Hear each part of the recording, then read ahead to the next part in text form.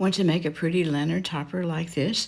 What you're going to need is some greenery and flowers. I got this flower bunch from Hobby Lobby, wanted to make it accessible to everyone, and the greenery came from there as well. I added a couple or three blue flowers that I had from somewhere else.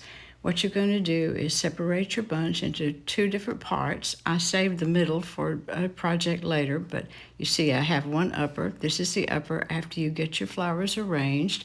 Then zip tie that upper branch together. Do the same for the lower branch, and you have your two bundles. So this is the lower, this is the upper, and to hide the mechanics in the middle, you're going to make some sort of bow. Here I've made a half bow out of coordinating colors and tied it together with a zip tie. Be sure to put a pipe cleaner or another zip tie within your zip tie before you tie your bow off so that you can tie it to your lantern. Then you put together your upper and lower branches and your bow all together, and then you have something that looks from the back like this. This is the back of your arrangement, and then this is the way you tie it onto your lantern with the zip tie. And then you have your arrangement. You can arrange your flowers a little bit this way or that. It's fairly adjustable.